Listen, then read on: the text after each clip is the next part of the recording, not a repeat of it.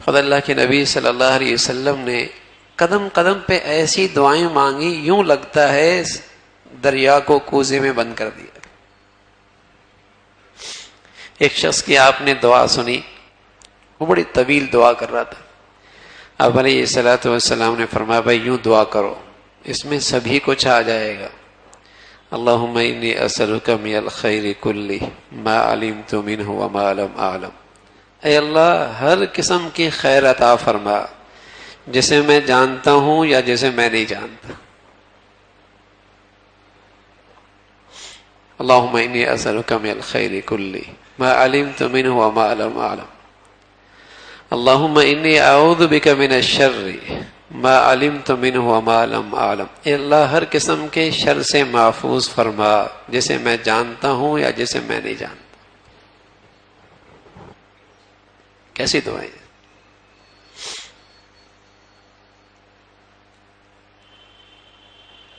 تو آپ بندگی کے کتنے بلند مرتبے پہ فائز تھے، اللہ کے قرب کے کتنا اعلیٰ درجے پہ تھے، لیکن آپ کی دعاؤں کا انداز دیکھیے۔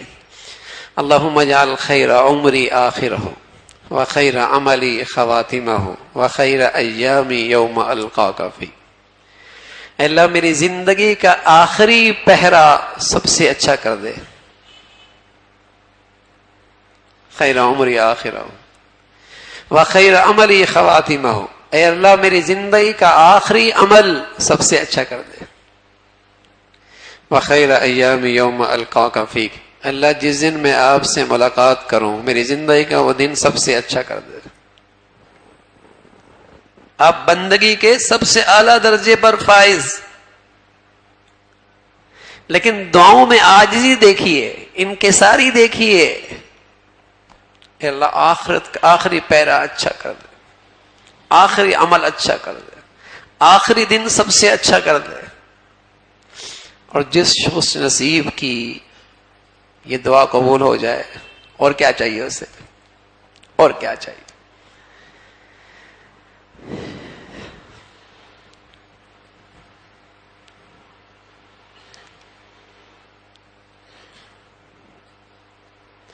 اللہم بارک لنا فی الموت وفیما بعد الموت، اللہ میری موت میں برکت دے دے اور میری موت کے بعد کی زندگی میں برکت دے دے۔ سب سے بڑھیا دعائیں، سب سے بڑھیا دعائیں جو قرآن میں موجود ہیں، وہ سب اللہ کے پیاروں کی مانگی ہوئی دعائیں ہیں۔ اس کے بعد اللہ کے نبی صلی اللہ علیہ وسلم کی احادیث میں جو دعائیں ہیں، مسنون دعائیں، سب سے زیادہ تاثیر ان دعاؤں کے اندر۔ کسی وظیفے میں وہ اثر نہیں ہے جو اثر نبی کی مسنون دعاؤں کے اندر ہے۔ کسی وظیفے میں وہ اثر نہیں ہے جو اثر نبی کی مسنون دعاؤں میں ہے۔ شیخ الاسلام صاحب مفتقی صاحب دامت برکاتہم کی چھوٹی سی کتاب ہے مسنون دعاؤں کی، ہونا یہ چاہیے کہ وہ آدمی اپنے سرانے کے پاس رکھ لے۔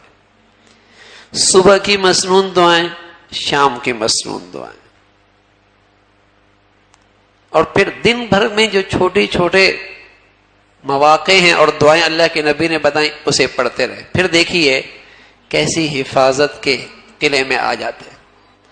اللہ کے نبی صلی اللہ علیہ وسلم نے فرمایا صبح کی مسنون دعائیں، اعوذ بکلمات التامۃ من شر ما خلق، بسم اللہ الذی لا یضر مع اسمہ شیء فی الارض ولا فی السماء وهو السمیع العلیم، تین مرتبہ اللہ کے نبی نے حدیث میں بتایا، تین کی گنتی بتائی، مقدار بتائی، تو فرمایا جو اسے پڑھ لے گا تو زمین کی مخلوق میں کوئی چیز اسے نقصان نہیں پہنچائے گی۔